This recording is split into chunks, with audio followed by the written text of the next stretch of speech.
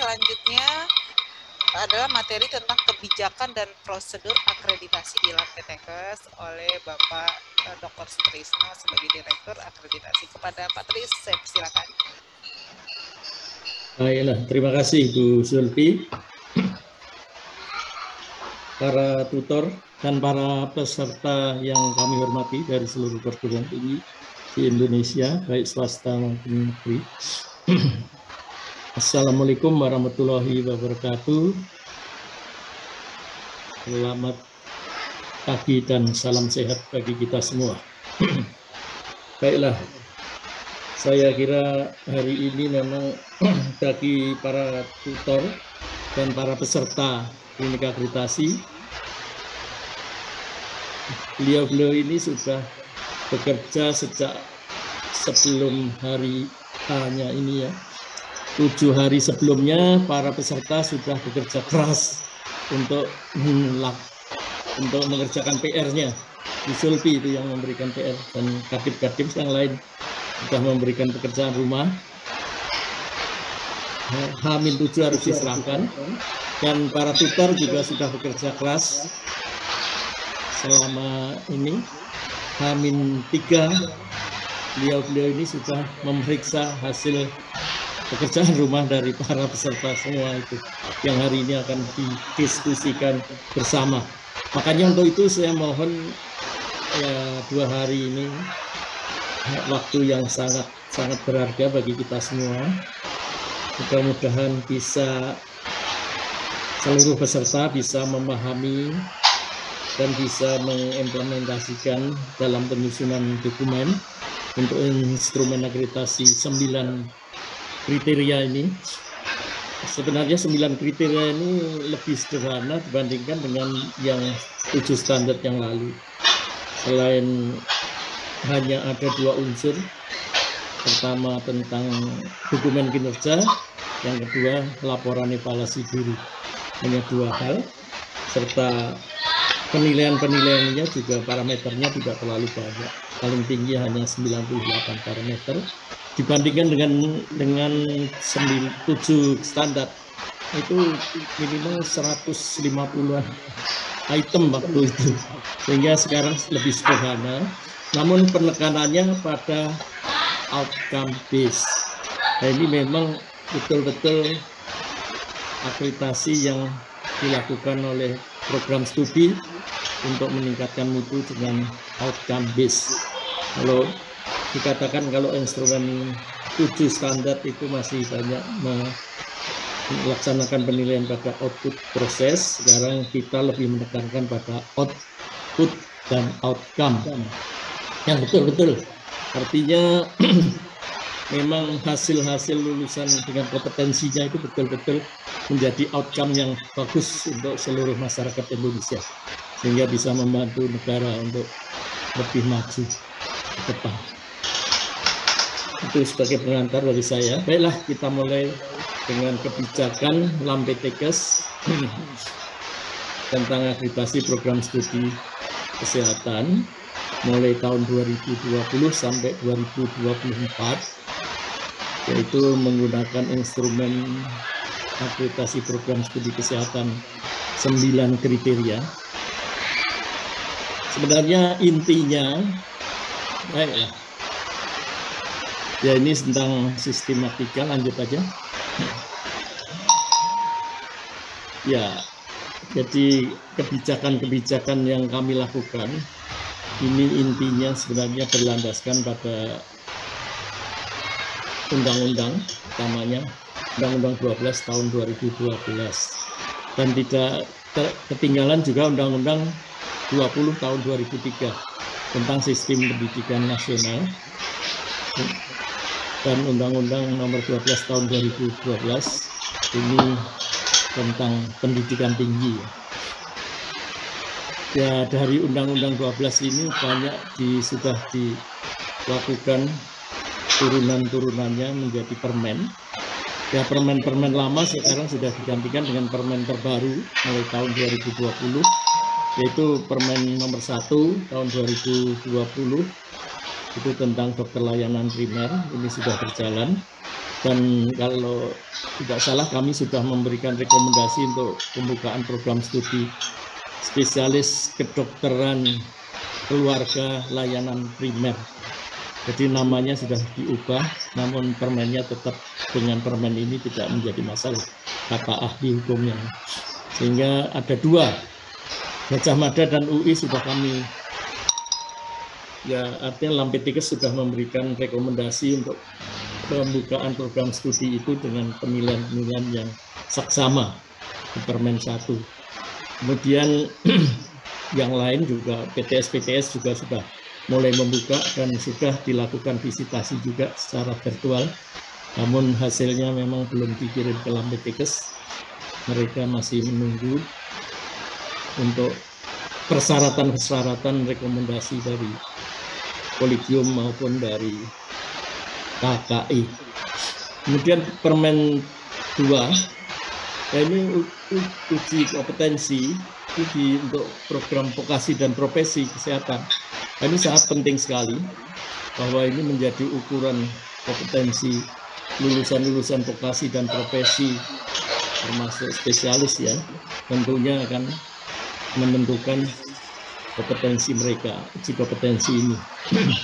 Nah ini ada permasalahan, nanti saya sampaikan selanjutnya tentang uji kompetensi melalui orasi yang belum dilaksanakan oleh seluruh bidang 7 keilmuan kesehatan tersebut. Permen 3 yaitu utamanya SNDikti ini sebenarnya, bukan singkatnya SNDikti bukan SNPT ya. Nah, ini mesti landasan utamanya untuk akreditasi adalah ini di Undang-Undang 1212 dan Permendikbud nomor 3 tahun 2020 tentang standar nasional pendidikan tinggi. Permendikbud nomor 4 ini tentang program PTN. Nah, ini sudah mulai urusan dari kementerian untuk PTN yang sudah lebih maju akan menjadi PTN-BH secara mandiri. Kemudian Permendikbud nomor 5 tentang akreditasi program studi dan perguruan tinggi. Nah, ini landasan yang paling penting sekali. Dan Permendikbud nomor 6 tentang penerimaan mahasiswa baru untuk PTN sarjana terutama. Ini tidak menyangkut seluruh perguruan tinggi sehingga kami tidak sampaikan secara rinci. Permendikbud nomor 7 tahun 2020 ini tentang pendirian perguruan tinggi dan penyelenggaraan program studi baru untuk perguruan tinggi swasta maupun negeri.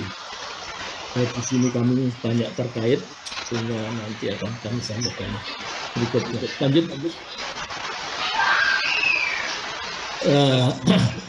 Di Permen 5 itu kebijakan antara lam yang ada, sekarang ada 6 lam. Satu yang pertama lahir adalah kami, Lampetikes, yang lahir tahun 2014 dan 2015 1 Maret kita operasional. Dan yang baru lahir tapi belum melakukan operasinya yaitu LAM pendidikan, LAM teknik, kemudian LAM komputer dan informatika, LAM ekonomi manajemen dan akuntansi, dan LAM sama LAM sains dan matematika atau ilmu formal istilahnya. Jadi kita ada 6 LAM sekarang. Itu landasannya adalah Permendikbud nomor 5 tahun 2020. Utamanya pada pasal 16 dan pasal 37 itu yang menyatakan bahwa kemandirian untuk melakukan lam ini sangat kuat di situ, baik proses maupun ya prosedur dan mekanismenya semua diatur secara mandiri, dari menyusun sampai melakukan evaluasi dan menetapkan program studi itu dilakukan oleh LAM secara mandiri. Dan lanjut saya kira khususnya sebenarnya yang utama perbedaan antara LAM yang ada ini dengan BAN PT atau BAN PT, yaitu Dewan Eksekutif BNPT, mereka melakukan akreditasi sebenarnya menurut undang-undang dan permennya itu hanya untuk perguruan tinggi. Namun sebelum ada LAM-LAM, program studi yang belum ada LAM-nya masih diakreditasi DE BNPT. Dan di DE BNPT itu mereka memiliki perpanjangan secara otomatis. Namun di LAM-LAM yang ada ini tidak ada perpanjangan secara otomatis. Itu utamanya sebenarnya. Semua harus melakukan reakreditasi setelah masa siklus akreditasinya selesai statusnya.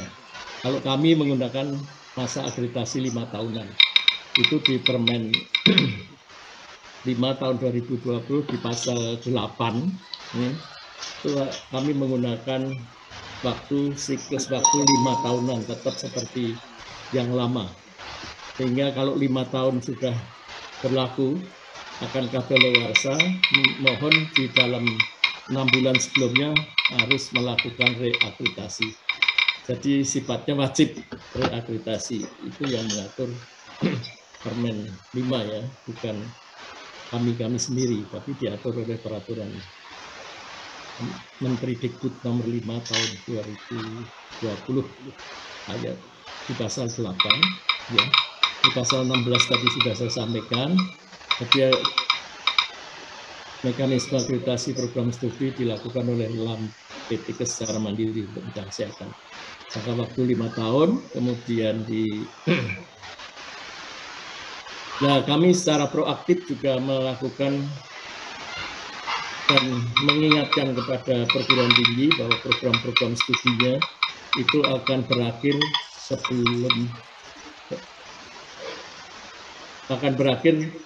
selama 1 tahun ke depan. Kami sudah mengingatkan, dan di dalam 6 bulan ke depannya lagi mereka mestinya harus melakukan usulan reakreditasi. Dan instrumen akreditasi juga kami kembangkan dan kami susun secara mandiri. Lanjut.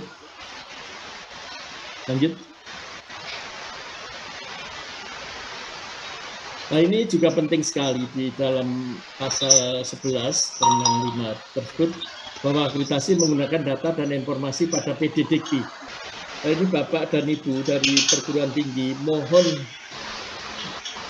acuan datanya adalah data-data yang dilaporkan ke PDDikti yang ada di sana, karena LAM PTKes juga melakukan akreditasi ini landasannya adalah bahwa data program studi yang akan melakukan akreditasi aktif pada PDDikti. Nah, kami akan melakukan cross check dari situ, data-data yang disampaikan oleh program studi pada dokumen kinerjanya. Kemudian ini pemantauan, itu pasal 15 itu menyatakan pemantauan dan evaluasi. Nah, ini kami lakukan, namanya dulu kami sebutkan surveillance, tapi kami kembalikan ke pemantauan dan evaluasi, karena surveillance itu juga ini rancu dengan yang dilakukan oleh BNPT. Surveillance itu banding di BNPT, sehingga kami kalau di ISO sih namanya memang surveillance, tapi kami melakukan sekarang ini dengan pemantauan dan evaluasi atau monitor. Sehingga kami tahun ini melakukan, tadi Pak Kusman sudah sampaikan datanya, kami melakukan sekitar 823 program studi yang kami monet di tahun 2021. Nah, kami juga biarpun di dalam Permen 5 tidak diatur tentang banding, tapi kami menjalankan proses banding. Kemudian kami juga menjalankan pemenuhan persyaratan minimum izin penyelenggaraan program studi baru bersama dengan Kementerian Dikbud dan Ristek. Kami menyusun instrumen itu berlandaskan Permen Dikbud nomor 7 tahun 2020 tentang tadi pendirian perguruan tinggi dan penyelenggaraan program studi baru. Nah, kami sudah menyusun instrumennya sebanyak 18 instrumen yang sifatnya generik ya. Jadi ada 18 template instrumen dari diploma sampai doktor, dari ya artinya diploma sampai doktor, dan dari vokasi sampai profesi dan spesialis sampai subspesialis. Kalau kedokteran sampai subspesialis, yang ada subspesialis. Kami terlibat. Lanjut. Inilah kira-kira garis besar kebijakan Lampintekes. Ya, jadi kami menyusun instrumen itu di pasal 10 dan 12 itu jelas secara mandiri. Jadi kami tidak melanggar. Lanjut. Instrumen yang kami ciptakan. Ya, lanjut. Ya. Nah, jadi instrumen yang kami ciptakan itu mulai tahun 2020 dipergunakannya. Kita menyusun tahun 2019 itu ada 139 instrumen. Waktu itu sudah diakui oleh Majelis Akreditasi BAN-PT dengan surat keputusan. Itu semua ada di web MA BAN-PT, dan ditambah dengan yang terbaru ada 11, sehingga semua menjadi 151 instrumen yang spesifik pada jenis dan program kesehatan. Jadi jenisnya ya vokasi, profesi, dan akademik, programnya diploma, sarjana, magister, doktor, profesi, spesialis, dan subspesialis. Program-program itu kami sudah menciptakan sebanyak 151 instrumen spesifik, dan itu semua sudah ada surat keputusan dari Majelis Akreditasi BAN-PT. Kita sudah upload di website Lampintekes, dan mungkin yang terbaru ini kami sedang upload untuk 7 subspesialis dan 4 untuk magister terapan. Bidangnya juga keperawatan, bidan, dan kedokteran. Ada kedokteran dan kedokteran gigi. Untuk magister terapannya itu 4, dan subspesialisnya ada 7, sudah tertib, dan nanti bisa dilihat di website Lampintekes kalau mau melakukan akreditasi dengan instrumen 9 kriteria. Lanjut. Terus karena sudah lanjut. Ya, di dalam penyusunan instrumen itu kita tidak main-main ya. Artinya kalau kami terus terang kami menyusun 151 instrumen itu memerlukan waktu yang sangat panjang sebenarnya. Namun kami sudah ada template dari BAN-PT bahwa dengan peraturan BAN-PT nomor 4 tahun 2017 itu memberikan template pada 9 kriteria yang harus disiapkan. Dari semua itu kami siapkan draft-draft untuk seluruh bidang ilmu kesehatan. Dari 7 bidang ditambah dengan kesehatan lain ada 2. Ada 2 bidang keilmuannya yang besar. Yang kesehatan lain itu utamanya pada program-program diploma dan terapan. Itu sudah kami siapkan, sehingga kami draft awal itu sudah kami siapkan lebih dahulu. Kalau kami tidak menyiapkan draft awal ini, biasanya kita kalau rapat dengan brainstorming lama sekali. Sehingga draft-draft itu kita bahas dalam pertemuan tim penyusun, dan di dalam pertemuan itu kita siapkan draft final. Ya, draft final ini kami uji cobakan. Untuk Lampintekes tidak perlu dicobakan sebanyak 137 waktu itu, tapi kami hanya mencoba untuk 8 instrumen saja mewakili seluruh jenjang atau seluruh jenis dan program. Jadi ada diploma, ada sarjana, ada profesi, ada spesialis, ada magister, dan ada doktor. Jadi itu semua ada 8. Sebenarnya 7 mestinya cukup dengan 6. Namun kami tambah bahwa untuk diploma kita buat 2 dan untuk profesi kita buat 2. Uji coba karena profesi yang bundling itu dokter gigi, nurse, dan bidan itu bundling. Sedangkan yang terpisah itu antara lain apoteker, dietitian, dan profesi lainnya. Fisioterapi itu terpisah masih. Itu kita buat 2 uji coba.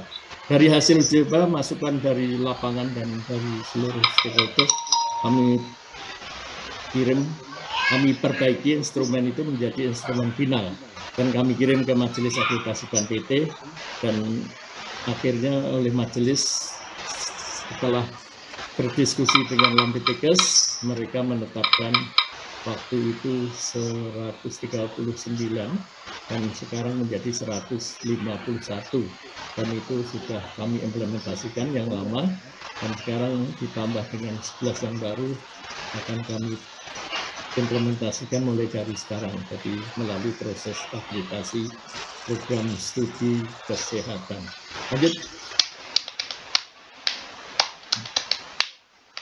Oh, ini rujukan-rujukan yang ini saya kira tidak perlu saya sampaikan di sini.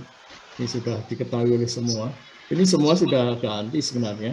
Kayak Permendikti-Ristek Dikti 100 itu kan yang menjadi Permen 7 tahun 2020 itu. Yang 32 ini yang menjadi nomor 5 tahun 2020.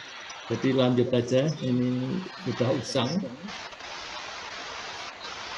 Ya, ini yang terpenting adalah kaidah penilaian instrumen akreditasi. Yang pertama, bahwa instrumen ini berlandaskan outcome based atau capaian kinerja Tridharma perguruan tinggi, tentang outcome based pendidikan atau pembelajarannya, penelitian dan pengabdian kepada masyarakat utama sekali, dan ditambah dengan international outlook.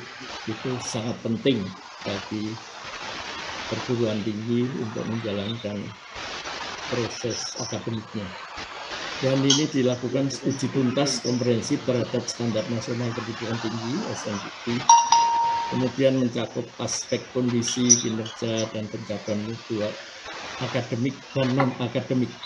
Jadi non akademik ini penting sekali, biarpun ini kami nanti di dimensi penilaian kami jelaskan.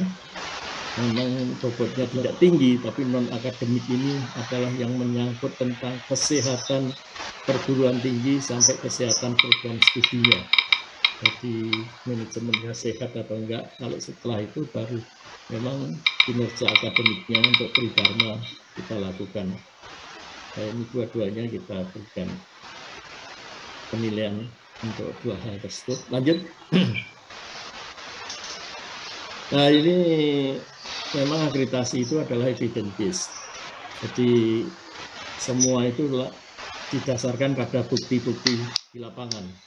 Maka untuk akreditasi program studi kesehatan, kami dituntut oleh stakeholders maupun nasional maupun internasional sebenarnya harus divisit lapangan. Makanya kami tahun 2022 ini mungkin kami akan merubah kebijakan kami dari kemarin pandemi menggunakan visitasi asesmen lapangan menggunakan virtual atau online. Mungkin tahun 2022 kami akan menggunakan dengan luring, ya, artinya visitasi lapangan sesungguhnya. Kalau yang program hybrid sudah kami jalankan, yang masih menggunakan uji standar itu mungkin Desember akhir nanti akan selesai sebagian besar, mungkin Januari pertengahan lah sebagian kecil akan menyusul, karena kami memang mendapatkan keputusan dari pendiri itu agak terlambat. Oktober kami baru diizinkan.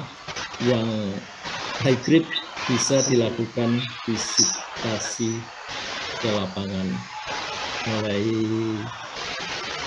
kemarin bulan Oktober, November dan Desember ini. Demikian itu tidak ada masalah. Dan yang ke depan juga yang hybrid nanti mulai Januari kami sudah bisa melakukan visitasi di tahun 2022. Yang hybrid karena kami sudah diberikan keputusan dari pendiri. Sedangkan yang full daring mungkin kami akan mendapatkan keputusan rapat di bulan Desember ini oleh RA. Kalau memang RA memutuskan bahwa go untuk luring, kami akan lakukan luring di tahun 2022 pada Januari mestinya kalau ada keputusan itu. Tapi kalau memang terlalu dekat persiapannya di Januari, ya mungkin di pertengahan tahun 2022. Yang utama adalah masalah kondisi pandemi. Kalau sudah kondisi benar, kita sudah bisa lakukan ke lapangan. Dan sekarang saya kira nggak ada masalah yang dilakukan oleh asesor-asesor kedokteran, dokter gigi dan farmasi selama luring sampai Desember ini aman-aman saja, kami tidak mendapatkan permasalahan di lapangan. Kemudian ini pengukuran efektivitas ini ya, dan efisiensi tetap menjadi penilaian kami. Ini didasarkan pada gabungan penilaian yang bersifat kuantitatif dan penilaian kualitatif. Ya, ini kalau kualitatif ini anggap aja laporan evaluasi diri itu dianggap berlatih kualitatif kita. Tapi kalau yang kualitatif murni, nanti yang kami akan kembangkan akreditasi internasional itu murni sekali. Jadi tidak ada angka-angka itu di dalam penilaian, sama sekali. Jadi langsung mereka akan memberikan keputusan itu dengan satu deskripsi analisa yang berupa semacam laporan, mungkin sekitar 50 halaman atau berapa oleh tim asesor itu. Itulah ini secara kualitatif menetapkan bahwa terakreditasi. Nah, terakreditasinya itu dengan catatan atau enggak. Kalau memang full murni sudah terakreditasi, namanya terakreditasi saja. Tapi kalau memang masih ada catatan, mereka katakanlah akreditasi kami berlaku 5 tahun saat ini. Kalau yang ada catatan mestinya hanya diberikan 3 tahun dulu. Sehingga kalau nanti seluruh catatan itu sudah dilakukan monitoringnya dan perbaikan-perbaikan dengan monitoring itu baru mencapai akreditasi secara full. Nah, tapi memang untuk akreditasi dengan kualitatif kami belum menetapkan, atau periode tahun 2025 si LAMPTKes akan mengubah sistem akreditasi dari kuantitatif menjadi kualitatif. Nah, disitulah nanti kami akan menggunakan satu instrumen tunggal, yaitu self evaluation report, dan laporannya sangat kualitatif, dan ini semua kita baru belajar tentang penilaian kualitatif. Mudah-mudahan tidak ada masalah ke depan. Lanjut. Ini kaidah penyusunan instrumen akreditasi. Akreditasi diberikan berisi deskriptor dan indikator yang efektif. Nah, inilah deskriptor inilah yang nanti kita diskusikan bersama. Apa sih yang akan dilakukan penilaiannya itu, deskriptornya dan indikatornya itu apa yang akan dinilai mutu terhadap program studi itu. Kemudian yang efektif dan efisien, ya efisiensi ini penting, efektif ini sangat penting, tapi efisiensi juga penting. Artinya jangan para asesor itu menilainya apapun harus dimiliki sendiri, itu salah. Jadi sharing fasilitas itu baik infrastruktur itu, asal penggunaannya jelas waktunya, bisa mengcover seluruh program studi yang ada di bawah satu UPPS atau satu fakultas, itu bagus. Jadi asesor-asesor juga nggak boleh, Anda nggak punya alat ini sendiri, ya nggak punya ini sendiri. Kalau semua sendiri-sendiri namanya tidak efisien. Ruang kelas harus sendiri-sendiri juga, ruang tutorial harus sendiri-sendiri juga. Yang penting cukup mengatur ruang tutorial dengan rasio-rasio dan waktu ya kerja dalam sehari itu jelas, itu baik efisiensi. Jangan semua diminta kecuali dosen tetap ya. Dosen tetap harus masing-masing ada. Tapi dosen tetap pun bisa mengajar di 2-3 prodi yang keilmuannya sama, hanya programnya berbeda. Mungkin ngajar di sarjana, ngajar di magister, ngajar di doktor, silahkan. Asal di dalam satu semester tidak boleh lebih mengajarnya 12 SKS. Dan dengan Tridharma yang lain paling memang sekitar 16 SKS. Ya. Jadi deskriptor dan indikator instrumen aplikasi memiliki tingkat kepentingan ya dan relevansi tinggi terhadap mutu pendidikan tinggi. Dan ini makanya saya sudah sampaikan kepada para tutor, kita menyampaikan deskriptor dan indikator yang ada di instrumen ini secara jelas satu persatu untuk disampaikan. Mereka ada pertanyaan, ada respon, ada input, silahkan di situ didiskusikan secara matang sehingga mereka bisa betul-betul menyusun instrumennya secara baik dan benar. Soal mutu itu memang ada di prodi. Kalau baik dan benar itu tergantung mutunya. Baik dan benar tapi mutunya masih C ya C juga. Iya. Atau baik sekarang.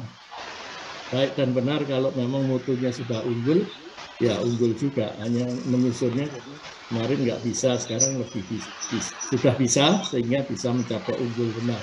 Kemarin belum bisa mencapai A.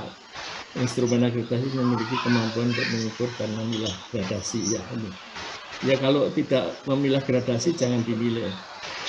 Misalnya dosen tetap Fakultas Kedokteran harus anggota ID. Nggak usah, itu nggak ada gradasi. Semua dokter anggota ID, jadi nilainya 4 sudah, nggak usah itu dinilai. Yang dinilai tentang keanggotaan ya asosiasi ilmiah internasional. Begitu silahkan. Ya, kita sudah mulai meningkatkan ke internasional. Lanjut. Nah ini dimensi tadi, dimensi mutu ini sebenarnya kan dimensi pertama utama. Tapi di sini pembobotannya kami memberikan ya ini tentang integritas sampai sistem penjaminan mutu internalnya dilakukan di situ. Ini akan dilihat dari kesehatan dari program studi tersebut maupun kesehatan dari fakultasnya atau unit pengelola program studi itu akan dilihat di sini. Setelah itu yang tertinggi bobotnya adalah tentang output dan outcomes. Ini sekitar 40%. Kemudian tentang mutu proses ini memiliki bobot antara 30 sampai 35%. Ini proses pembelajaran, penelitian, pengabdian, dan suasana akademiknya. Kemudian mutu input.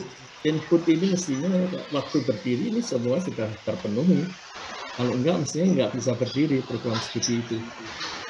Sehingga mutu input ini hanya memiliki bobot sekitar 20-25%.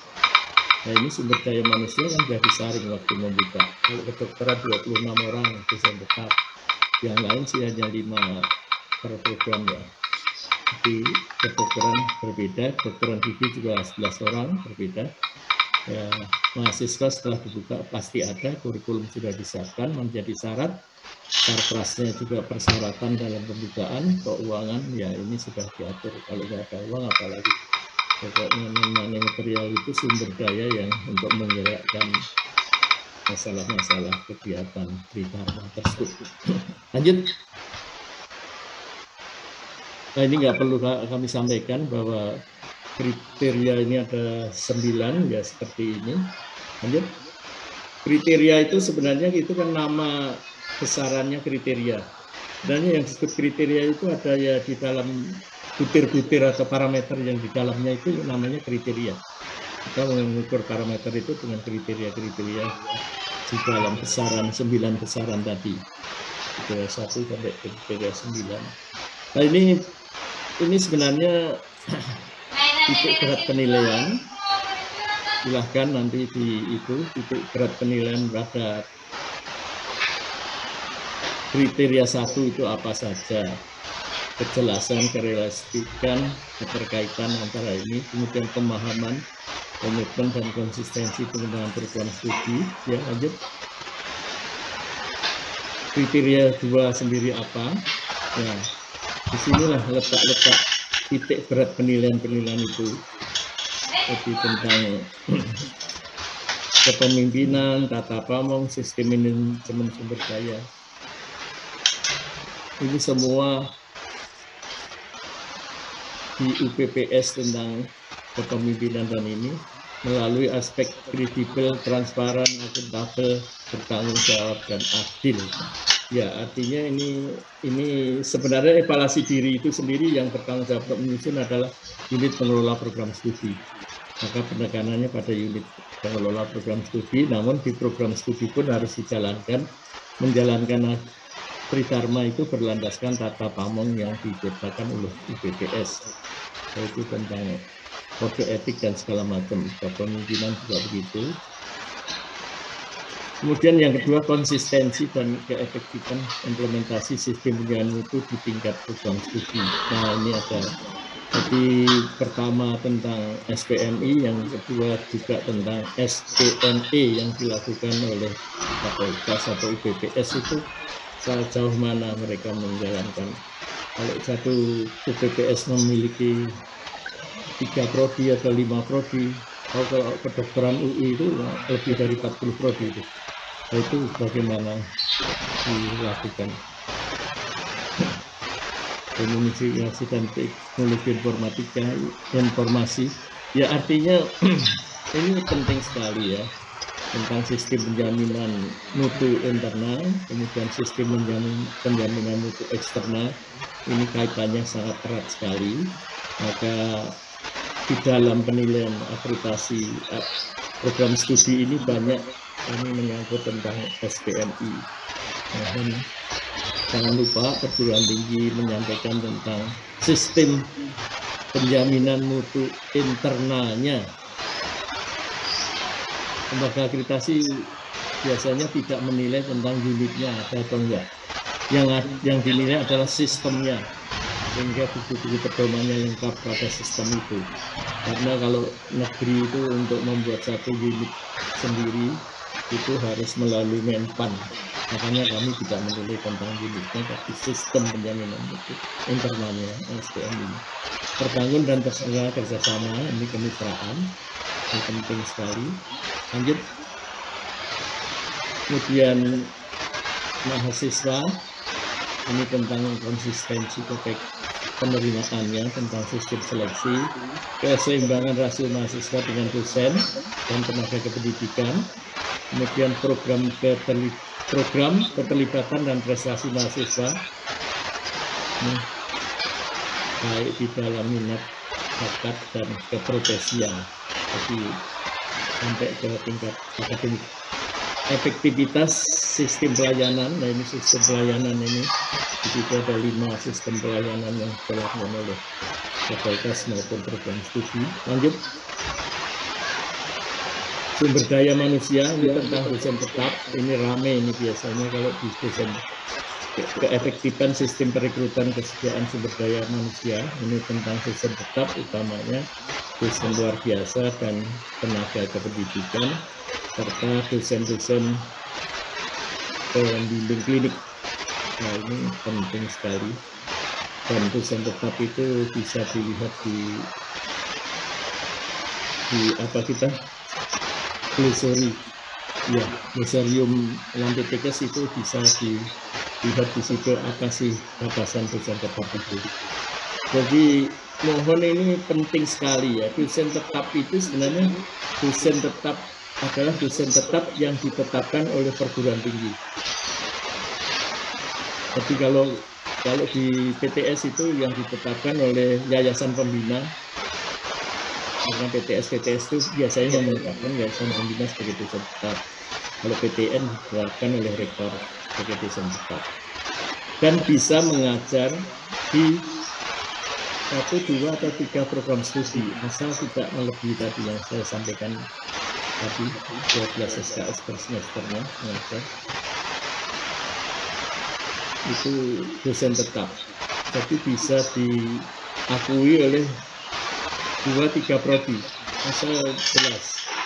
Kalau memang mengajarnya di situ harus dibagi-bagi.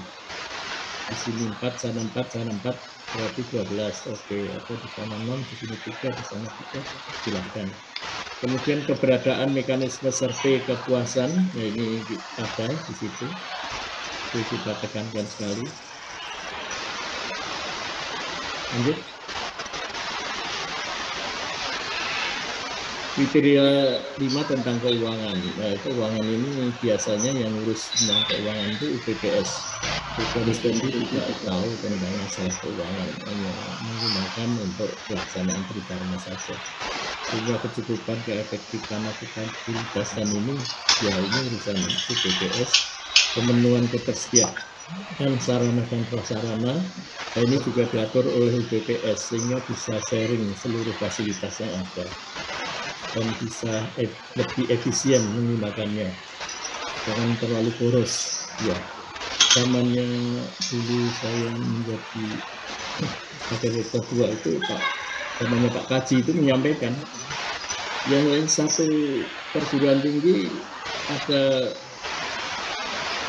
program studi teknik ada 3, katakan mesin, elektro, kemudian teknik apa lagi, ya itu semua menggunakan lab fisika, mintanya sendiri-sendiri karena senang ada proyek katanya. Nah itu ya nggak boleh sebenarnya. Kalau fisikanya satu untuk teknik, ya nanti modifikasinya masing-masing. Kalau teknik mesin bagaimana, teknik elektro bagaimana, teknik yang lain bagaimana, teknik industri menggunakan lab-lab itu, termasuk yang ada di kita ya, lab-lab untuk semua ilmu kesehatan. Kemudian kriteria 6 pendidikan, ini tentang capaian pembelajaran, keunggulan. Jadi unggulan ini merupakan unggulan jadi menjadi visi keilmuan program studi. Dan memang setiap program studi diwajibkan untuk memiliki unggulan dari kementerian. Sehingga harus ada unggulan yang menjadi visi keilmuan program studi. Itu nanti diuraikan di kriteria 1 di program studi, karena di dalam juga tidak ada kriteria 1. Sehingga harus matang di LED ya, laporan evaluasi diri. Itu harus dilakukan secara baik. Kemudian integrasi penelitian dan pengabdian kepada masyarakat dalam proses pendidikan penting sekali, jadi integrasinya, sehingga sebenarnya apa yang sudah menjadi unggulan ini artinya akan menjadi satu roadmap pembelajaran, roadmap penelitian maupun roadmap pengabdian kepada masyarakat, dan diarahkan di dalam penelitian, pengabdian dan bimbingan mestinya integrasi. Di situ keintegrasian antara mata kuliah dan ini dalam proses pembelajaran itu kelihatan sekali. Dan arahnya nanti memang akan menjadi satu center of excellence-nya dari program studi itu yang diatur melalui UPPS-nya. Lanjut. Nah, pengabdian ini juga karena pengabdian ini penilaian semua outcome-nya pada kriteria 9, maka di sini yang dinilai arah pengembangan, jadi tentang roadmap pengabdian, penelitian ini, jadi, dan keunggulan tadi, kesesuaian dan program penelitian dengan visi dan misi, sama pengabdiannya juga begitu, sesuai dengan visi dan misi. Itu tentang arah-arah pengembangan penelitian dan pengabdian, jadi kriteria 7 dan 8.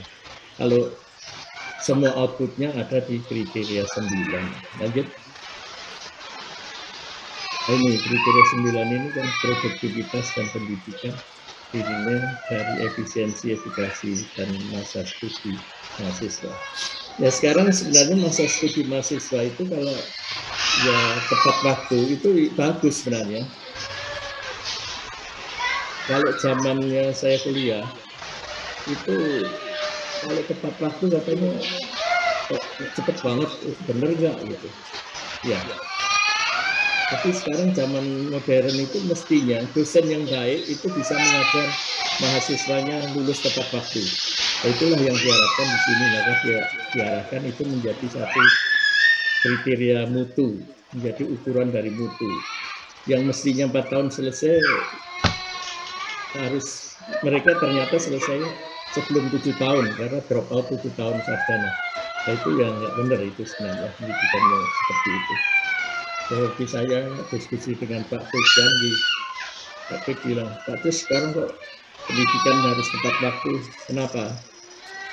Ya Pak Pik sama saya sama sih umurnya. Kalau dulu kita lulusnya lama makin pinter karena lama sekali belajarnya. Nah, lama-lama tahu dengan sendirinya. Sekarang enggak, semua diatur dengan SKS dan harusnya dengan hitungan SKS itu mereka sudah bisa sampai C6 itu sampai analisis dan ya itu sudah bisa semua dilaksanakan. Jadi 4 tahun itu mestinya sudah cukup waktu untuk sarjana. Ada yang 3,5 tahun sudah lulus, ya nggak masalah. Tapi jangan sampai 7 tahun drop out gitu. Pencapaian kualifikasi dan capaian pembelajaran lulusan. Nah ini dari IPK sampai ya apa itu waktu rata-rata mereka bekerja itu penilaiannya di situ nanti. Artinya kalau di atas 6 bulan itu setelah lulus dari bekerja itu tidak mencapai maksimal. Kemudian penelusuran lulusan, umpan balik dan pesan publik terhadap kompetensi lulusan. Nah ini penting sekali karena bobotnya belum tinggi ya, yang kami berikan bobot itu masih lebih rendah dari uji kompetensinya. Ya, tapi di sini termasuk uji kompetensi ini ya.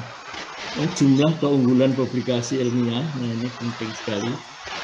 Jadi jumlah dan keunggulan publikasi ilmiah ini silakan, jumlah citasi, jumlah haki, dan kemanfaatan hasil penelitian. Ini semua ada pada penelitian di kriteria 9 dan kontribusi pengabdian kepada masyarakat pada pengembangan dan pemberdayaan sosial. Ini semua ada di kriteria 9. Ini sangat penting dan di sini memiliki bobot 40%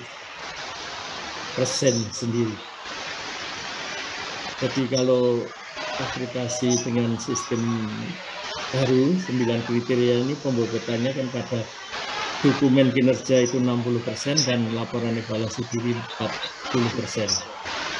Secara umum template-nya dari BAN-PT begitu. Namun di dalam penyebaran per kriteria kami juga membuat pembobotan tersendiri. Lanjut. Oh ini oke, instrumennya ada 5 buku, 1 naskah akademi, 2 kriteria dan prosedur akreditasi. Yang ketiga ya inilah isinya instrumen itu tentang DK, jadi dokumen kinerja akreditasi program studi dan panduan penyusunan laporan evaluasi diri akreditasi program studi. Ini untuk akreditasi program studi, tapi panduan penyusunan laporan evaluasi diri yang menyusun itu mestinya unit pengelola program studi karena diminta persyaratan dan profilnya dari UPPS. Kemudian yang keempat pedoman dan matrik penilaian dan kelima adalah pedoman asesmen lapangan. Lanjut. Nah ini isi-isinya saya kira tentang itu. Lanjut aja. Buku 2 kriteria tapi sudah saya sampaikan 9 kriteria. Lanjut. Nah, ini penting. Jadi program prosedur akreditasi program studi kesehatan itu pengusul yang mengajukan dilakukan oleh unit pengelola program studi. Jadi program studinya sendiri tidak boleh mengusulkan untuk diakreditasi oleh Lamptenkes, harus lewat UPPS. Kalau akademi ya akademinya, kalau sekolah tinggi ya sekolah tingginya, kalau Poltekkes ya politekniknya, atau politeknik ya politekniknya, kalau universitas ya fakultasnya, atau institut juga fakultasnya. Tim persiapan akreditasi terdiri 4 orang yang dibentuk oleh BPS, ini yang membentuk harus BPS yang saya sebutkan tadi. Boleh minimal 4 orang, lebih juga nggak apa-apa, tapi jangan terlalu banyak juga. Kalau kurang 4 orang, saya kira nggak mampu untuk menyelesaikan semua. Dokumen kinerja program studi, nah ini berisi data BPS dan data program studi. Laporan evaluasi diri juga begitu, terdiri dari BPS dan program studi. Tapi dua-duanya dicampur. Kalau dulu bisa, kurang program studi dan kurang BPS yang lama dengan uji standar. Lanjut. Buku 3 ya ini tentang isinya data itu yang awalnya tentang format PK, dokumen kinerja, isi bawahnya panduan untuk mengisi itu bagaimana. Yang buku 3B-nya tentang penyusunan laporan evaluasi diri juga sama. Yang pertama format-formatnya mengikuti itu yang sudah diberikan, dan panduannya silahkan dibaca dan laksanakan penyusunannya itu sesuai panduan tersebut. Lanjut. Ini tentang laporan evaluasi diri. Jadi laporan evaluasi diri, ya oke, dari sana dulu. Betul tadi. Jadi laporan evaluasi diri formatnya seperti itu ya. Oh sorry ya, memang urutannya begitu ya, salah. Jadi laporannya mohon mengikuti format yang tadi, jangan diubah. Dan laporan evaluasi diri ini ya ini tadi, jadi jangan diubah-ubah, keluar dari sini. Mohon mengikuti ini. Jadi laporan evaluasi diri ini lebih terstruktur, karena jelas harus disusun 9 kriteria. Di dalam 9 kriteria itu ada 9 aspek. Kriteria 1 dan 9 itu hanya 7 aspek, tapi 2 sampai 8 ini ada 9 aspek. Ini sangat terstruktur sehingga menyusunnya lebih mudah saya kira dan sekarang daripada dulu yang dibuat secara bebas. Ini lebih baik. Kalau yang atas-atasnya saya kira sama seperti yang lama. Kemudian analisis SWOT-nya itu harus disiapkan.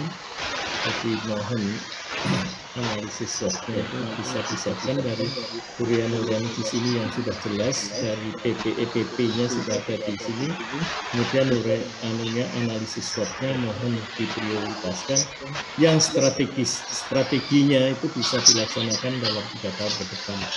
Itu apa saja sih, jangan semua kalau memang masih banyak kelemahan dan permasalahannya, ya jangan semua diangkat menjadi strategi yang bisa kita percepat dan bisa meningkatkan mutu. Itulah yang kita buat, dan program pengembangannya itu harus terukur ya. Kalau mengembangkan dosen itu harus menambah berapa sampai 3 tahun ke depan supaya dosennya lengkap, dosen tetapnya. Kemudian kalau mau mendidik dosen juga berapa orang urutannya dan arahnya kemana, serta strategi-strateginya. Jangan semua kuliah S3-nya terus nanti pilihannya sama semua, sehingga mata kuliah yang dipegang maunya sama. Nah itu mestinya dievaluasi diri sudah diarahkan dari awal.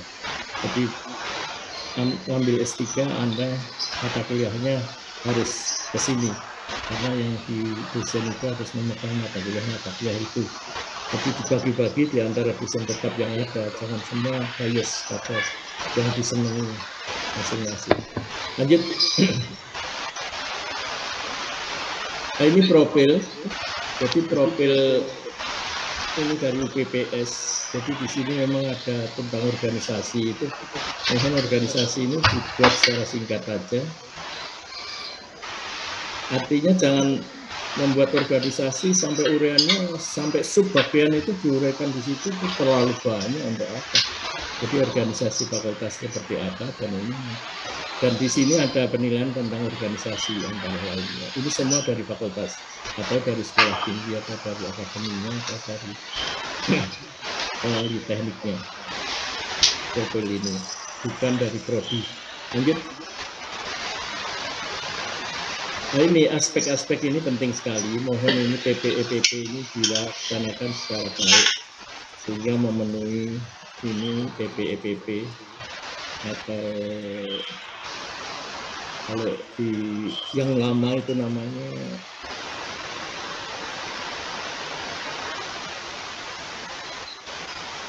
yang lama, lupa saya. Lanjut.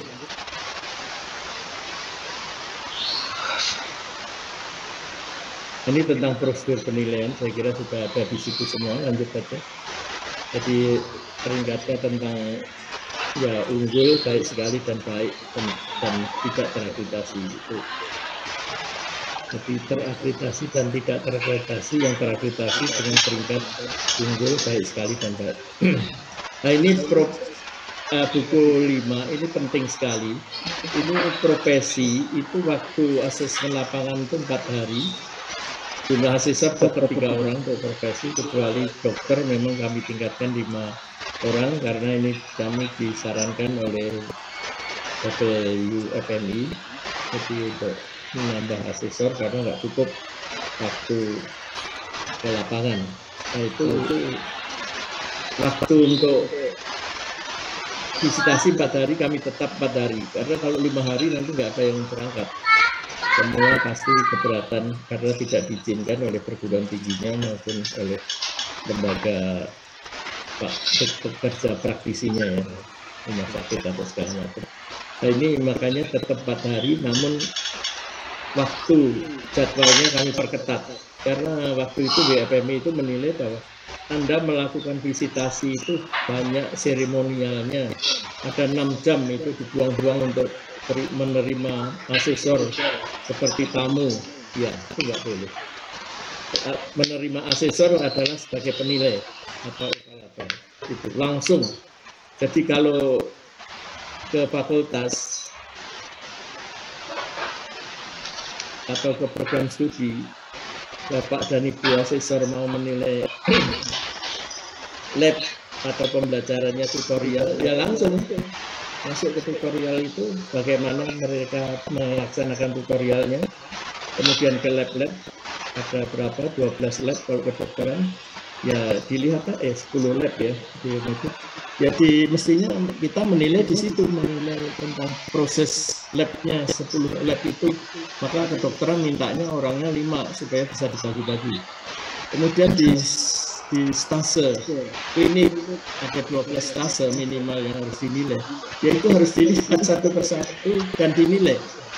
Ada stase-stase yang mereka lakukan untuk membimbing koas kedokteran itu atau membimbing mahasiswa nurse, profesi nurse itu untuk menjadi nurse itu seperti apa. Di situ katakan kalau ada 9 stase, ya 9 stase itu harus dinilai semua.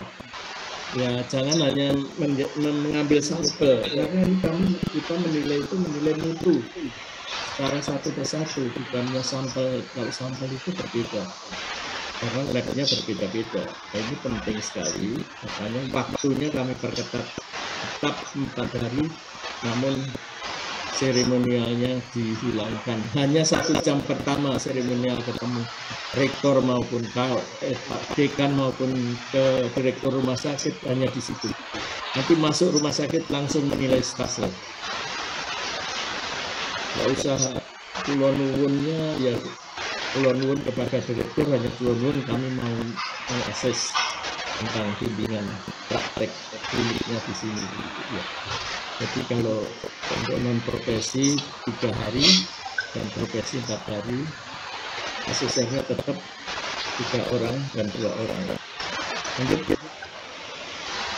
Ya ini skor itu sama dengan yang lama, unggul itu 361 sampai 400, baik sekali 301 sampai dengan 350, baik 200 sampai 300. Jadi kalau 200 itu terakreditasi baik, jangan tidak terakreditasi. Di bawah 200 baru tidak terakreditasi. Jadi skor kurang dari 200. Lanjut. Jadi proses akreditasi juga begitu, artinya mohon juga Bapak dan Ibu dari perguruan tinggi juga membantu kami untuk prosesnya itu supaya lebih cepat ya di dalam penilaian ini maupun di dalam usulan. Jadi 12 bulan kami sudah teringatkan, 6 bulan mestinya harus siap-siap untuk menyusun dan menyampaikan usulan akreditasi.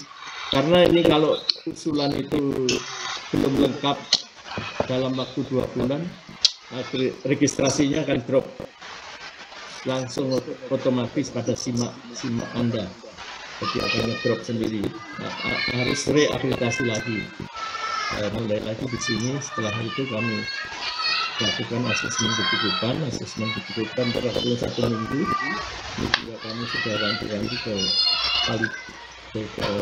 kepala divisi Kabit, mohon tidak lebih dari 1 minggu, kemudian validasi juga 1 minggu untuk hasil angkanya, kemudian asesmen lapangan diberikan waktu 2 minggu ya. Jadi waktu 2 minggu ini harus dipergunakan oleh tim asesor itu menetapkan jadwal. Jadi kalau dalam 2 minggu menetapkan jadwalnya pada 2 minggu terakhir, ya habis waktunya. Harusnya bisa menggunakan waktu 2 minggu itu sebaik-baiknya. Kemudian validasinya hasil asesmen dilakukan 1 minggu. Dan majelis kita 1 minggu majelis sudah menjadi SK berkeputusan. Bagi program studi atau UPPS yang menginginkan program studinya tidak banding dan segera mendapatkan sertifikat, silahkan kirim surat ke kami melalui email atau apa, pokoknya ada suratnya dari UPPS bahwa program studi yang sudah mendapatkan hasil akreditasi dengan SK ini kami tidak melakukan banding, mohon kami dapat diberikan sertifikat sekarang. Nah, itu kami dalam 1 minggu sudah kami kirim sertifikatnya karena kami menggunakan sertifikat digital sekarang. Sehingga langsung diletak di lapangan. Lanjut. Lanjut. Ya, proses akreditasi ini pasal ini sudah menetapkan ya di pasal 12 bahwa evaluasi data dan informasi melalui asesmen kebutuhan dan ini penetapan peringkat akreditasi oleh majelis akreditasi MPTKes kami lakukan pemantauan. Jadi 3 hal ini sebenarnya tentang proses ini kami lakukan dari awal menyusun instrumen hingga proses penilaiannya sudah kami lakukan dengan tadi yang saya jelaskan. Penetapan peringkatnya dilakukan oleh majelis akreditasi MPTKes yang independen. Kemudian pemantauan ini juga kami lakukan karena ini wajib dilakukan dengan perintah dari pasal 12 Permen 5 ayat 2 ya, ini pasal 2 ayat 2 Permen Dikbud nomor 5. Ini wajib sifatnya 3 hal ini tentang akreditasi mandiri. Lanjut. Ini sama sebenarnya, jadi harus melalui ini pasal 13. Jadi perguruan tinggi ini yang mengajukan tadi kan pimpinan perguruan tinggi ya, katakan fakultas kali rendah kalau universitas. MPTKes melakukan evaluasi ya ini, nah itu kemudian evaluasi dilakukan oleh asesor dan validasi dilakukan oleh validator. Jadi kami sudah menjalankan itu semua. Malah ditambah di bawahnya ini keputusan dilakukan oleh majelis akreditasi. Ada di bawahnya ini nanti. Jadi kami sudah menjalankan pasal 13 Permen Dikbud nomor 5 ya. Lanjut. Nah, ini juga proses tadi yang dilakukan oleh jadi pasal 14 itu sudah kami lakukan juga melalui proses dari asesmen sampai publikasi melalui website MPTKes dengan direktur yang ada di web MPTKes. Lanjut. Nah, ini sampai tadi monitor. Jadi kami melakukan monitor dan evaluasi itu seluruh program studi kami monet dari yang terakreditasi A, B, C maupun unggul, baik sekali dan baik itu kami lakukan dengan sistem visitasi sekali dalam 5 tahun itu, baik visitasinya secara online atau virtual maupun visitasinya kalau bisa dilakukan secara visitasi luring. Itu hanya sekali untuk seluruh prodi yang mendapatkan peringkat unggul baik sekali maupun baik. Namun untuk yang baik itu kami melakukan beberapa kali lagi setiap tahun karena ini yang baik ini atau C ini dilakukan surveillance-nya monetnya setiap tahun. Itu hanya kita lakukan melalui online dengan feedback yang kami sampaikan melalui asesor. Jadi kami tetap menugaskan asesor tapi tidak ke lapangan. Jadi ke lapangannya semua unggul A, baik sekali ada B, baik ada C, hanya 1 kali. lainnya di yang A tidak sekali sudah selesai karena 3 tahunan. Setelah 3 tahun pertama tinggal 2 tahun sudah cukup. Artinya yang dapat akreditasi baik sekali profil bisa sekali lagi dilakukan moneter selama 2 tahun tadi, tapi tidak ke lapangan, semua dilakukan secara online. Yang C ini masih sekali lagi dilakukan. Lanjut. Tapi karena biaya-biaya ini sudah termasuk di dalam biaya akreditasi, dan ketika sudah menarik biaya-biaya untuk memenuhi sehingga kita harus mengatur biaya-biaya ini supaya cukup untuk kita lakukan. Lanjut.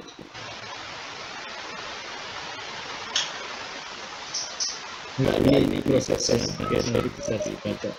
Lanjut.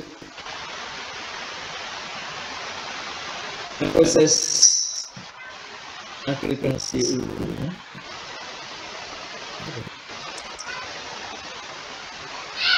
Oh iya, kalau proses akreditasi ulang oleh LKTKS kita lakukan 5 tahun dan syaratnya wajib ditutup. Tapi bagi yang tidak melakukan 5 tahun, boleh aja paling dekat 1 tahun untuk akreditasi ulang. Ini meningkatkan peringkatnya, silahkan. Paling cepat 1 tahun. Kalau yang reguler dan sesuai mekanisme kita adalah 5 tahun. Akreditasi ulang. Lanjut.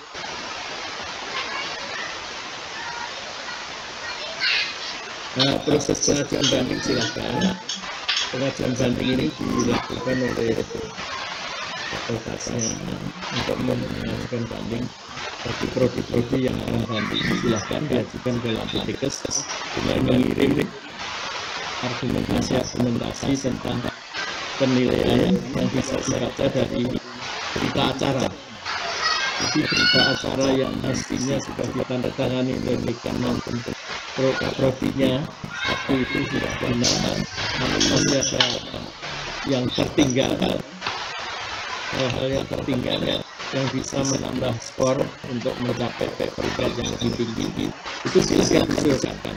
Jadi di butir-butir mana itu berikan argumentasi sampai berapa butir, ada yang banding itu sampai 20, hampir 20 banyak dari kayak akreditasi aja, sertifikatnya berkurang.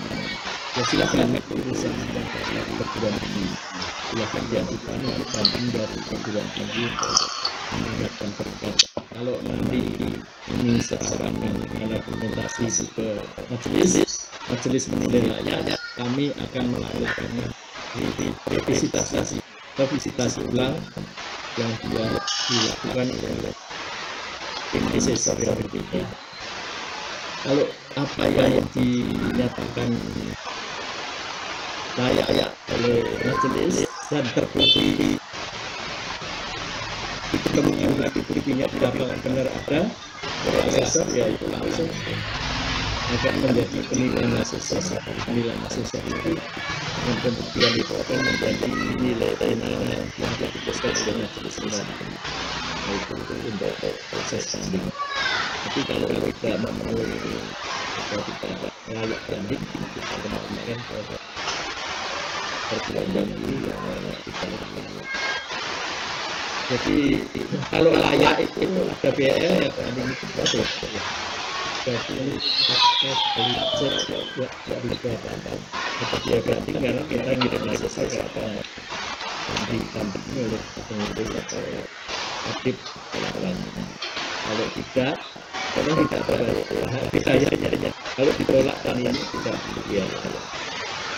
Tapi ada juga banding yang sifatnya pengaduan masyarakat yang mengajukan bantahan program studi atau program studi atau tentang pelanggaran kode yang dilakukan oleh semua stakeholders, bisa kami sendiri dari pengurus atau aktif atau yang semua bisa lakukan pelanggaran. Bisa juga yang masyarakat kok penilaian asesor itu enggak begitu presisi gimana. sehingga mereka melaporkan bahwa ini tidak asal semua dilakukan dengan hubungan data-data yang lengkap. Masyarakat dari proses dengan tim ad hoc yang kami bentuk melibatkan narasumber dari dulu. Lanjut. Ya ini balik. Terus ini tentang profit baru itu sudah ada PTN itu berarti kami menyiapkan instrumen yang mengusung kami dan di dan kita pergunakan bersama. Jadi dari tim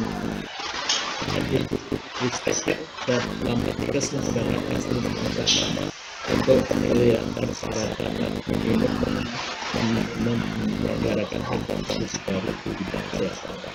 Kalau PTN langsung ke Lambetikes dan membayar biaya karena kami fasilitasi hanya memutuskan proses kalau memenuhi persyaratan dan rekomendasikan ke rektor PTN seperti yang sudah terjadi kayak tadi spesialis kedokteran yang menerima keterangan dan tulis dalam cerita dengan serta penuh semua persyaratan dan kata-kata permohonan untuk kembali ke tahun 2020. Sedangkan yang PTN di situ yang melanjutkan program profesi dan doktor profesi dan spesialis bisa doktor juga konsultasi ke lapangan atau konsultasi virtual lainnya yang juga diselesaikan oleh evaluator yang terdiri dari asesor Lambetikes dan satu orang biasanya penunjukan dari perguruan biologi yang mereka kami juga dilibatkan di dalam proses itu di Lambetikes. Kami selalu melakukan pembukaan program studi baru pertama yang melakukan visitasi. Jadi kalau yang kita lakukan visitasi itu didiskusikan dengan tim mereka dan dari visi di teori juga dirjen seksi yaitu dan kapasi dan yang kedua direktorat jenderal pendidikan tinggi teknologi dan riset dan teknologi yang ketiga saya bagian di dalam proses kalau yang sifatnya data investasi kami dilibatkan hasil semua evaluasi itu dikirim ke Lambetikes akan diputuskan oleh majelis apakah memenuhi agar setelah keluar dari majelis kami melakukan memilih untuk diberikan rekomendasi bagi yang memenuhi persyaratan untuk bisa dilakukan. Nanti menteri akan memberikan surat keputusan dan dilakukan verifikasi. Itulah kira-kira proses yang kami lakukan untuk Permen 7 kemudian tutup tanggal 2020. Lanjut. Saya kira sudah semuanya sudah saya jelaskan. Jadi itu saja yang saya sampaikan. Terima kasih. Nanti kalau ada hal-hal masukan segala macam akan disampaikan silahkan. Terima kasih. Wassalamualaikum warahmatullahi wabarakatuh. Waalaikumsalam warahmatullahi wabarakatuh. Ya, baik. Terima kasih Pak Tris atas materi dan informasi materi Bapak. Memang kalau banyak pertanyaan, namun pertanyaan ini akan dijawab setelah. Ada nggak Ayu?